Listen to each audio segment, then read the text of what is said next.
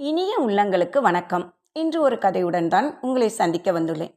ஒரு நாட்டின் மன்னன் தன் மக்களை சோதித்து பார்க்க வேண்டும் என்று நினைக்கிறார்.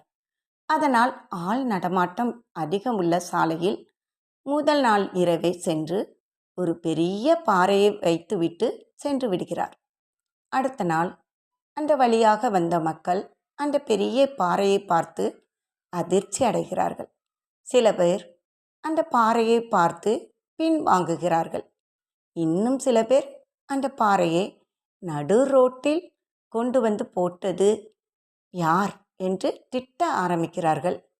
இன்னும் சில பேர் இதையெல்லாம் கவனிக்காமல் அந்த ராஜா என்னதான் பண்ணிக்கிட்டு இருக்கார் என்று ராஜாவையே ஒரு கட்டத்தில் திட்ட ஆரம்பிக்கிறார்கள்.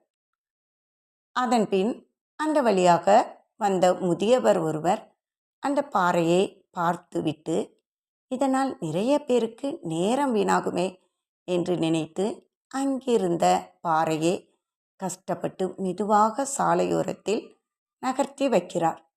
அப்போது அந்த பாறையின் கீழ் இருக்கும் பையை பார்க்கிறார். ஒரே ஆச்சரியம்.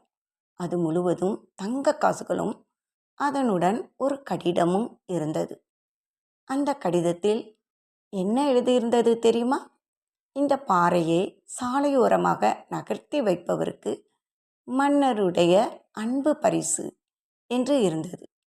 இதை பார்த்த முதியவர் எவ்வளவு சந்தோஷப்பட்டிருப்பார் என்று உங்களுக்கே தெரியும்.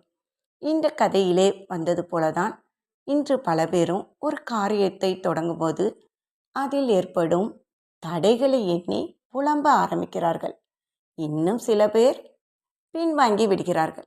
சிலர் இதற்கெல்லாம் காரணம் அவன்தான் என்று அடுத்தவர்கள் மீது பழி போடுகிறார்கள்.